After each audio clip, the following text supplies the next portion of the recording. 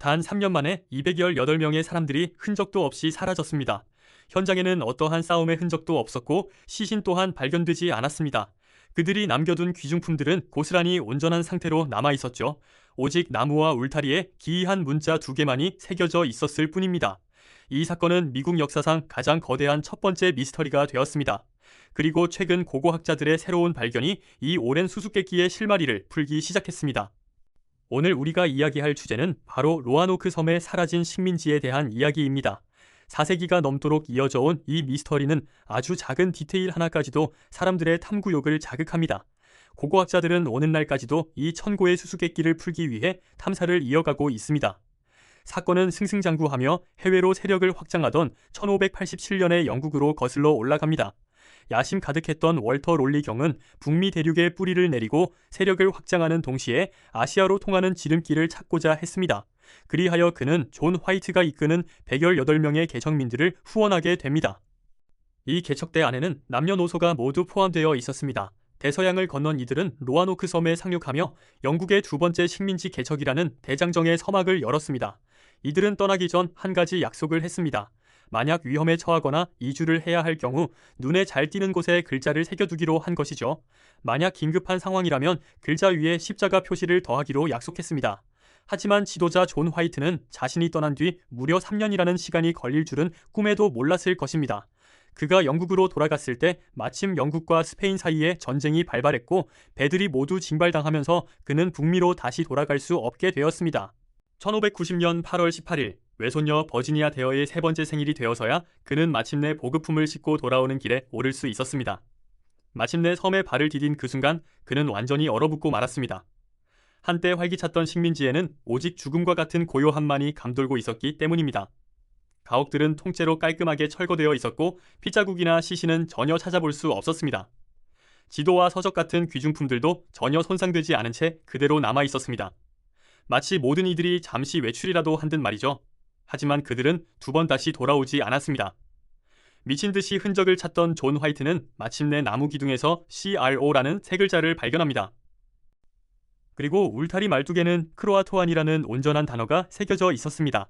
하지만 긴급 상황을 뜻하는 십자가 표시는 어디에도 없었습니다. 이는 개척민들이 안전하게 이곳을 떠나 근처의 크로아토안 섬으로 이주했음을 암시하는 것이었습니다. 크로아토안은 로아노크 섬에서 멀지 않은 곳으로 우호적인 원주민 부족이 살고 있던 곳이었습니다. 존 화이트는 곧바로 배를 몰아 그들을 찾아 나서려 했지만 거센 폭풍우를 만나 배가 크게 파손되는 바람에 결국 깊은 유감을 안은 채 영국으로 철수할 수밖에 없었습니다. 그렇게 208명의 개척민들은 역사 속으로 사라지며 천고의 수수께끼가 되었습니다. 400여 년의 세월 동안 수많은 역사학자와 고고학자들이 다양한 가설을 제기해 왔습니다. 가장 주류가 되는 몇 가지 가설들을 정리해보면 다음과 같습니다. 첫 번째이자 가장 널리 인정받는 가설은 크로아토안 동화설입니다. 개척민들이 물자 부족과 기근을 견디지 못하고 자발적으로 크로아토안 섬으로 이주했고 점차 현지 부족과 융합되어 자신들의 언어와 풍습을 버리고 동화되었다는 주장입니다. 나무에 새겨진 단어와 십자가 표시가 없었다는 점이 이 주장을 뒷받침하는 가장 직접적인 근거입니다. 두 번째는 원주민 습격설입니다. 일부 학자들은 개척민들이 적대적이었던 포아탄 부족의 습격을 받아 전멸했을 것이라고 추정하기도 합니다. 하지만 현장에 피 한 방울이나 저항의 흔적이 전혀 없었다는 점에서 큰 허점이 존재합니다. 세 번째는 스페인 군대 말살설입니다. 당시 가톨릭 국가였던 스페인은 영국의 북미 진출을 극도로 경계하고 있었습니다. 따라서 스페인 군대가 비밀리에 섬을 습격해 이들을 몰살하거나 포로로 잡아갔다는 설입니다. 하지만 이 역시 군대의 이동 기록이나 흔적이 남아있지 않습니다. 네 번째는 자연재해 및 질병설입니다.